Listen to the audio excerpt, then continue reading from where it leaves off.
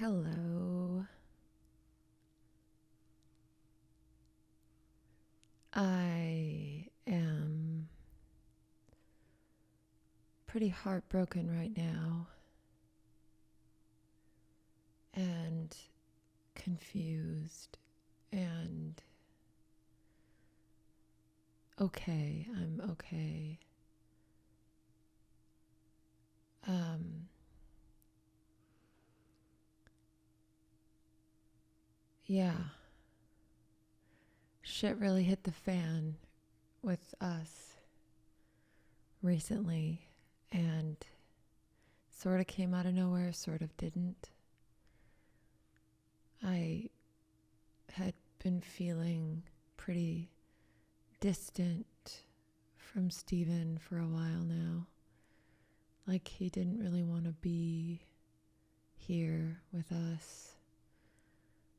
I was kind of dragging him. Come on, let's go here. Come on, let's do this.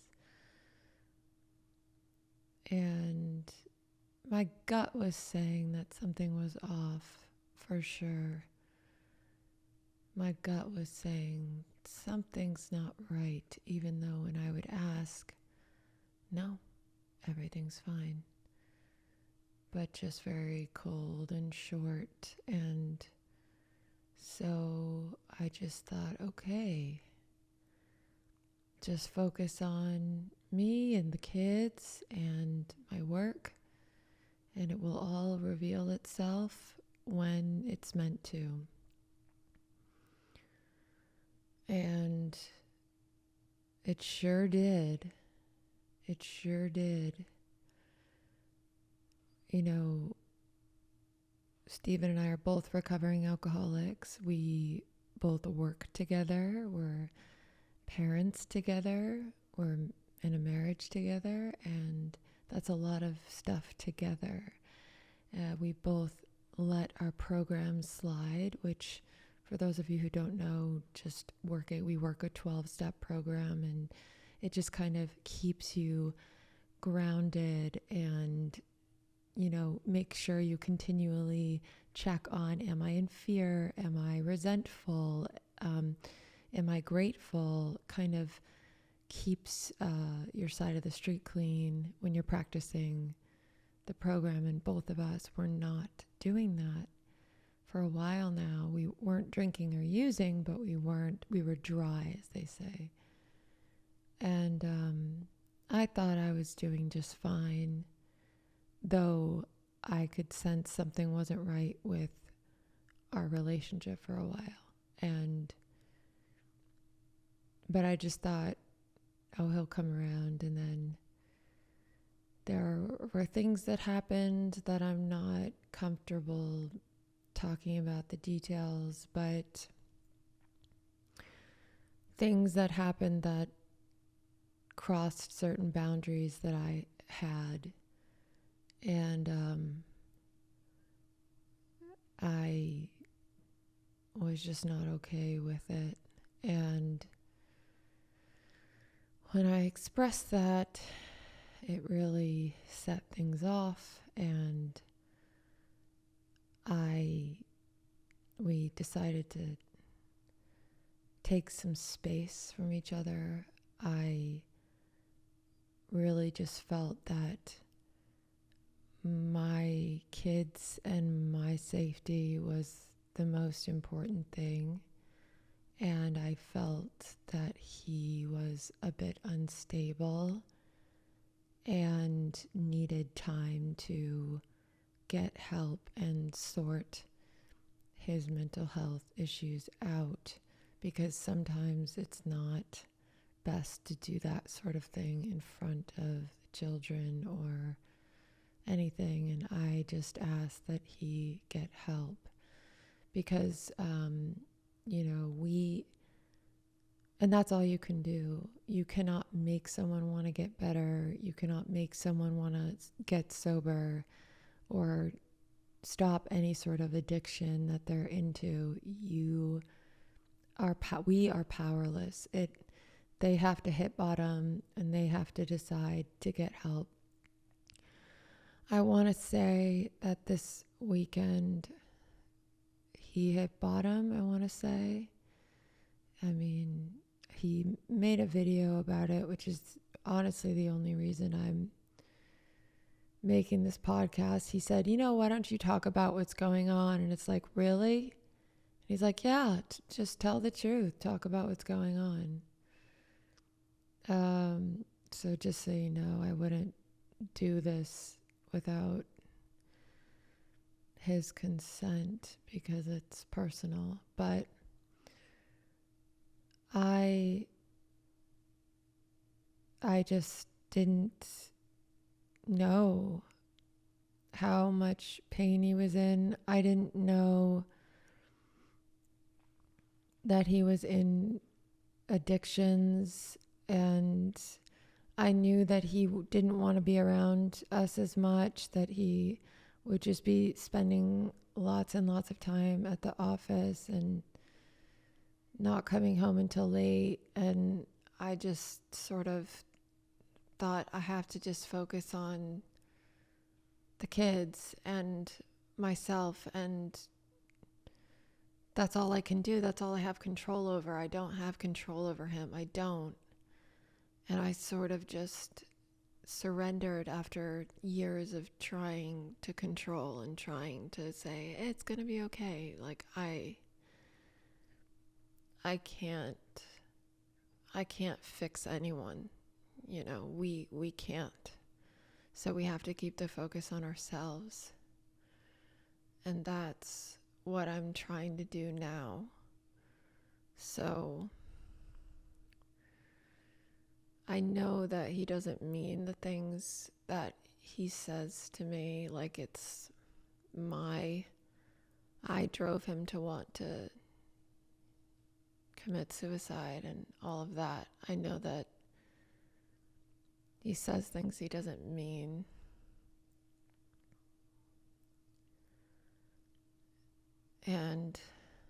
But even though I know I feel that he doesn't mean it, I still am not a doormat, and I have to, as much as I love him, do what's best for myself and my children.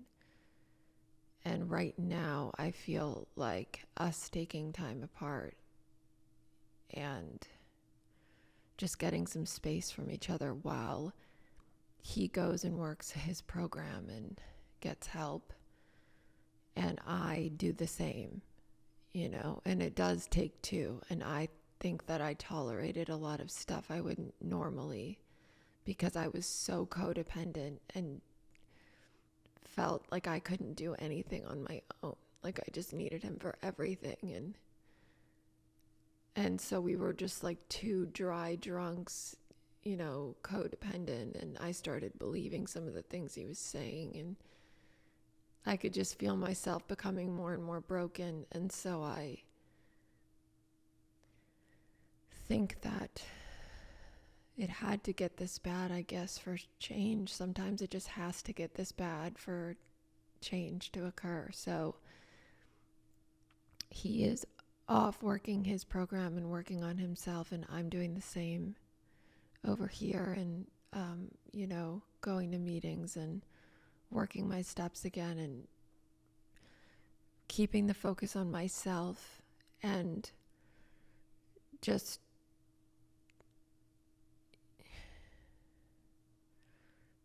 just surrendering throughout the day, understanding that there are many, many things that I'm powerless over. In a way, it feels really good to just surrender, because I did try and fix and try and, make him see the bright side and da-da-da-da-da, and like constantly wonder, like, is he telling me the truth? Is he not? And I'm done playing detective. I'm done trying to control, or I'm just done. I'm surrendered. I fully understand that I cannot fix or change or control people are going to do what they want to do.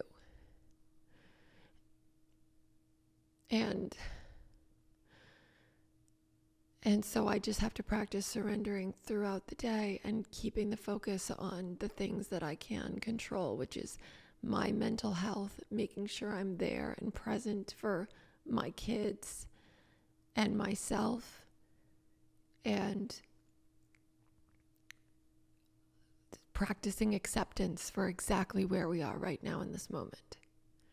Is it what I thought it was going to be? No, but that's the practice. It's, when I'm finding myself getting depressed or anxious, it's because I'm not accepting the situation for exactly as it is. And so that's just something that I have to continue practicing throughout the day. And when I get into that space, it feels good. It feels like I can stop fighting. And I want to just keep the peace and understand that, he's sick and I'm sick, and we didn't, in the end, our relationship became unhealthy. And I was to keep it about me here, I was so dependent on him for everything, to tell me, if the video was good, or how to turn this thing on, or just looking to him for validation. And I don't know how it got like that, but it just did. And then when he became depressed, I'm the friend, I'm the wife, I'm the punching bag, not literally, but it's always like the person closest to you that tends to get the brunt of it. And so I think taking just some space so we can both heal is truly what's best for our kids and for us. This happened one other time 8 years ago when he had relapsed and I moved out, and it did get better that time. But I'm surrendered. So, it's my higher power's will. It's not my will. I know that it's all going to be okay regardless. But I also know I can't control many, many things. I'm repeating myself over and over. But I think that this stuff is really, really common. I mean, maybe not to this extent, and I know there's really incredible healthy relationships out there, but maybe talking about this will make other people going through similar situations feel less alone. And regardless of what's going on in your relationship, you are enough and you are whole. And I am enough and I am whole. And I will be okay regardless of what happens. And my kids will be okay and loved unconditionally, loved and protected and loved. And that's it.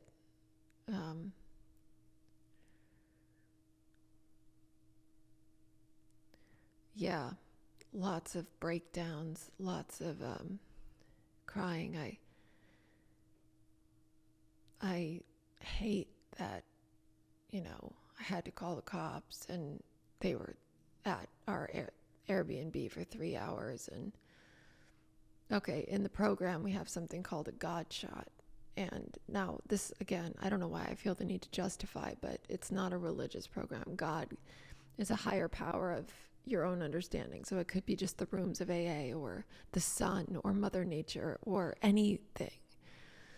But we have this thing in AA called a God shot. And it's basically when something happens that's just too perfect to be coincidental. Like it's this unexplainable sort of miracle. And so we had a film crew filming at our house over the weekend. So they put us up in this Airbnb down the road, and Stephen decided he wasn't coming. And so it was just me and the kids. And then he did come for some of it. And that's when he was being really cold and distant. And I was like, is there anything you want to tell me? Is there anything that you want to talk about? Is there something going on? Just tell me. And that's when he said that he was going to kill himself. And that he showed me all the drug dealers that he,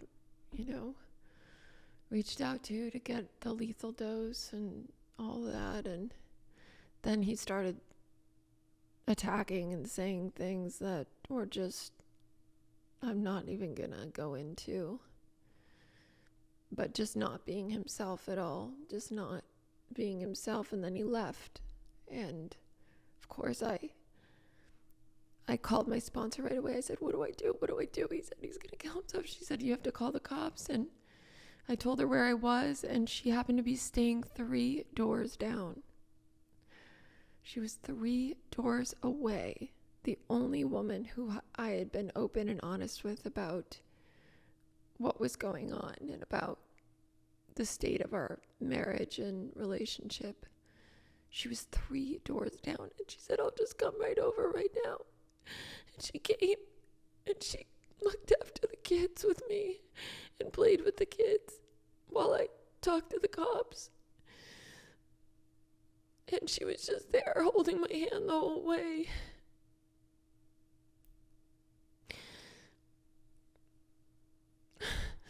And that's what we call a God shot. Because I don't know that I could have done it without her.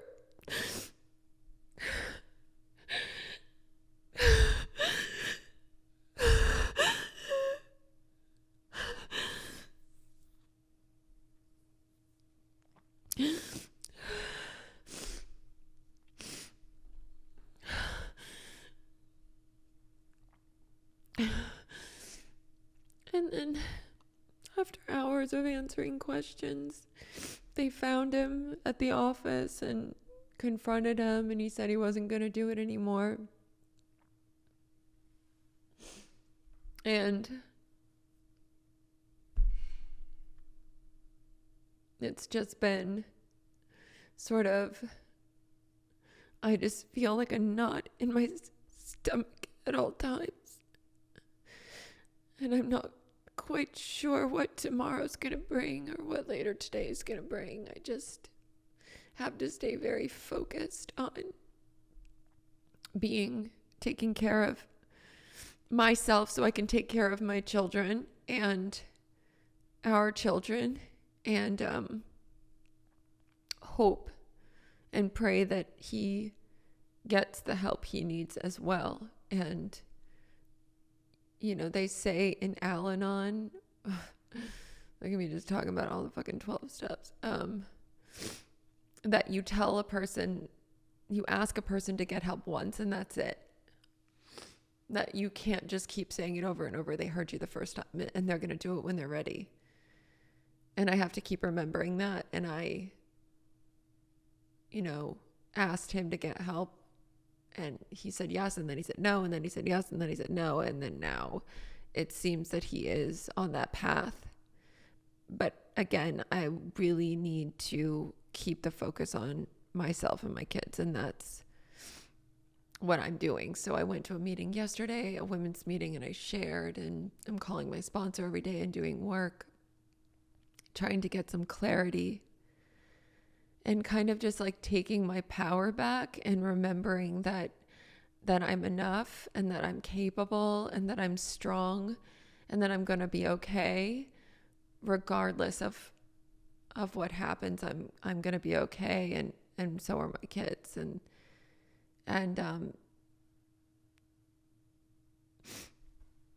sorry.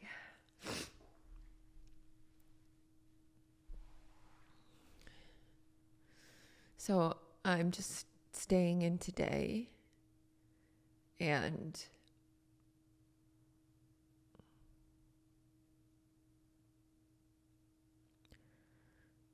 meditating, praying, staying present, constantly focusing on surrendering, asking how I can serve, just trying to keep my side of the street clean, practicing love and tolerance. These are all things that are helping me get through and still finding beauty in little moments. I had such a great time with my kids yesterday. Just so much fun playing, and it just felt like it's going to be fine. It's going to be fine. And trusting that he has his own higher power or his own path, and that's his to figure out. You know, it feels freeing to not try and fix and control anymore. I truly surrendered, and I'm truly done doing that. I'm done going, where is he? What's he doing? Is he telling me the truth? Nope. That's your business. Sorry. I'm done with that. Absolutely done. I'm absolutely done. I'm very focused on making sure my kids are unconditionally loved and nurtured and clean and fed, and same with me. And then how can I be of service through my gifts and continue to make a living for my family in a way that feels good. So like another thing that seems pretty trivial now, but it's something, is that, you know, him and I worked together. We, for years, I mean, when we first met, he was a film composer and I was an auditioning actress. Then I started making content. Then he left his composing career and started doing the music for my videos and then being in my videos. And we just sort of collaborated. And so there's that whole thing to navigate too. You know, we just created this kids show together. And we were absolutely loving it. And we have so many episodes half written and half shot, and songs that are done but need to be filmed. And the thought of working together right now feels absolutely and utterly wrong. It feels wrong because I think to myself, if my business partner, who was not my husband, if just my business partner and I were in this state and treated me this way, I would not be in business with this person anymore. And just because he's my husband, it doesn't mean I have to tolerate certain behavior. I have to create boundaries. And right now, filming this show, continuing the show, does not feel good or right for anyone involved. Not for me, not for him. So we're putting a pause on that show, which also breaks my heart because I loved it. I loved making videos for toddlers. It was so much fun. It was so much fun. And the fact that my son has been singing the songs and doing the dances is like huge, you know. But obviously nothing is more important than, you know, someone's health, mental health, and well-being. So I'm just so grateful that I have people in my life. I have really good friends and a really loving mom. And I have amazing women who follow me and who I follow, who I know are there, going to be there to guide, and who have probably been in a similar situation to what I'm going through. And I don't feel alone. I haven't really had conversations with many people. Obviously, this video is having a conversation with many, many people. So the cat's out of the bag. But I'm one of those weirdo believers that you're as sick as your secrets. And I saw many, many secrets growing up. And it just felt very toxic to just, oh, you don't say anything that's going on in the family. We don't talk to people about that. I don't want to live like that. It just created a lot of trauma for me. And no, I think we have to uncover, discover, and discard that toxic behavior and heal. And that's what we're going to do. So I believe that's it for today's podcast. And I'm going to go pick up my son from school now and must eat something because I forgot to eat, and I'm going to eat now because eating is good because for living you need to eat. So for eating, you need to live and eat. Thank you for my TED Talk. If anyone else is going through a similar sort of situation, feel free to comment your experience, strength, and hope in the comments on my YouTube video podcast. And just one day at a time, 1 hour at a time, 1 minute at a time, we get through these difficult moments and we trust. I should speak for myself. I am making the decision to trust the universe that all is well and all will be well, and to trust this plan and surrender to the moment and surrender to what is. Surrender, surrender, surrender. There's something very freeing about that.